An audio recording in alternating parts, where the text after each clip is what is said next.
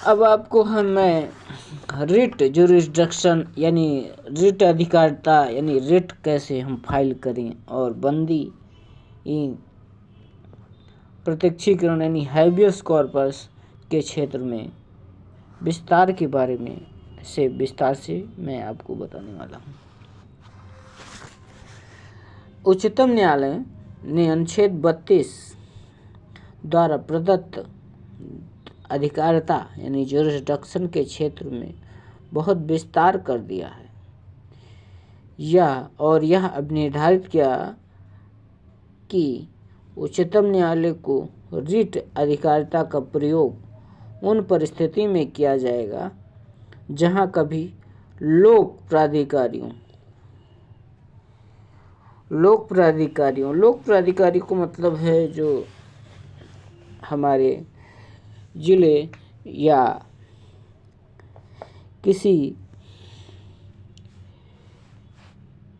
प्रदेश में किसी अधिकारी यानी डीएम एसडीएम सचिव के बारे में बता रहा है द्वारा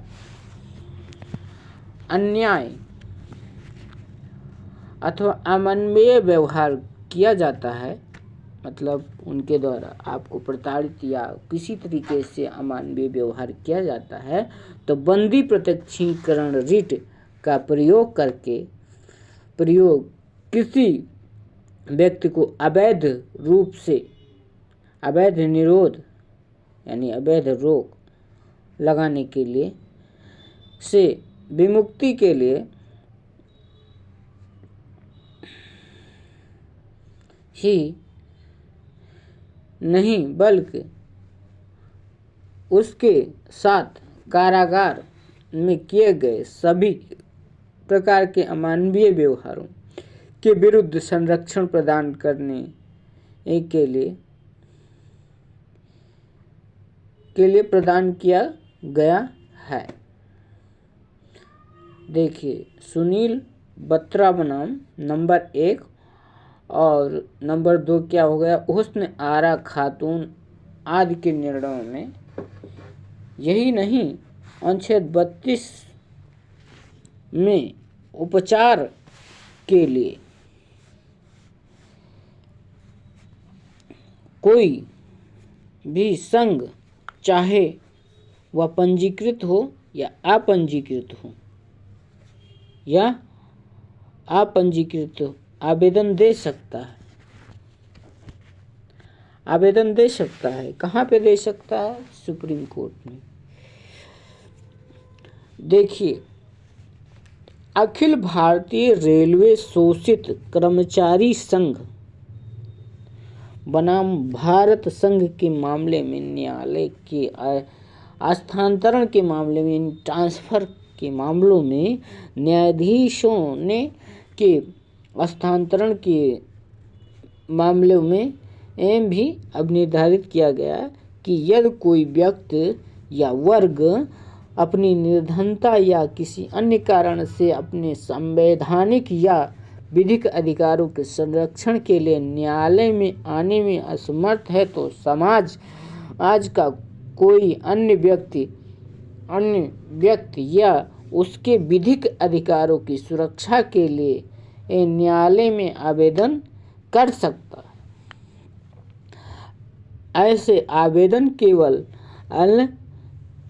केवल न्यायालय को पत्र लिखकर दिए जा सकते हैं।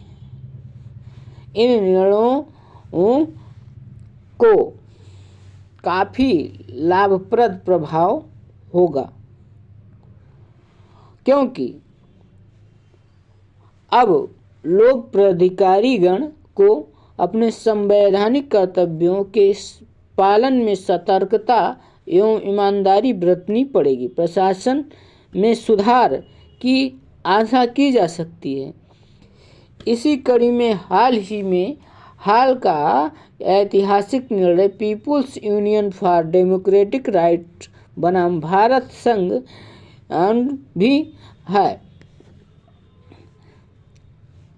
इस मामले में न्यायालय ने यह निर्णय दिया कि देश के श्रमिक चाहे वह किसी भी क्षेत्र में हो या किसी भी माध्यम से हो, न्यायालय में अपने संवैधानिक अधिकारों के प्रवर्तन के लिए अनुच्छेद 32 और अनुच्छेद 226 के अधीन इन आवेदन दे सकते हैं।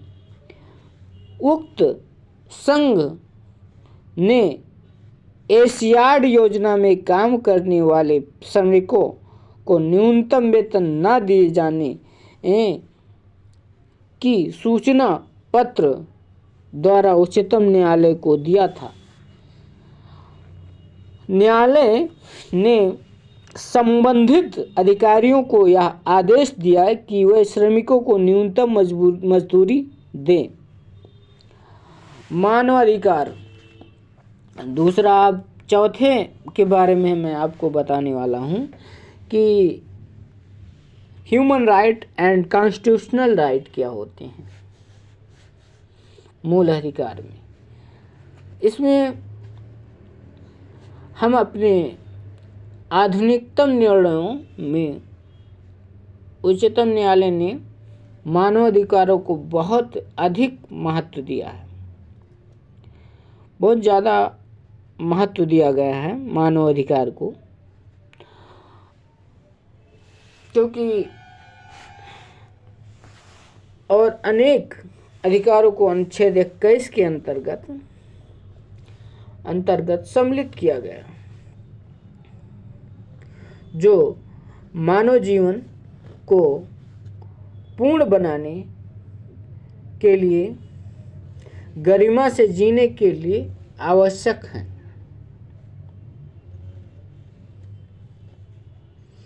और राज्य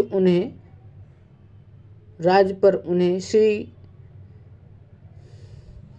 कृष्णा अय्यर ने यह घोषणा की है कि आज मानव अधिकार विधि शास्त्र और भारतीय संविधान का एक आवश्यक अंग बन गया है। प्रेम शंकर बनाम दिल्ली प्रशासन के मामले में श्री कृष्णा अय्यर ने मानव अधिकारों को महत्व पर जोर देते हुए कहा कि संविधान के उपबंधों का निर्वचन करते रहना चाहिए, मतलब इसकी व्याख्या करने रहना चाहिए, क्योंकि इसके जो उपखंड हैं इनको निर्वचन व्याख्या अगर सही से होगी तो व्यक्ति अपने अधिकारों के भी बारे में जानेगा। और संयुक्त राष्ट्र मानव अधिकार की घोषणा के अनुसार अनुच्छेद 5 में निहित सिद्धांतों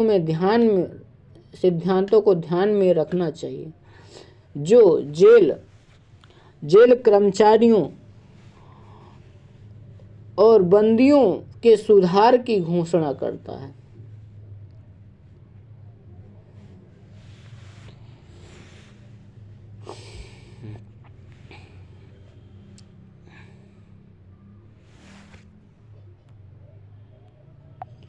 बंदियों की क्या घोषणा करता है? सुधार की घोषणा करता है।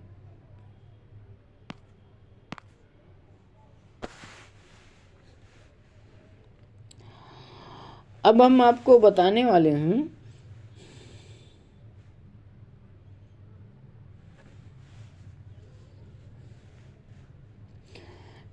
इस मामले में न्यायालय ने कारागार में बंद कैदियों के प्रति अमानवीय और क्रूर व्यवहार के विरुद्ध संरक्षण प्रदान करने के लिए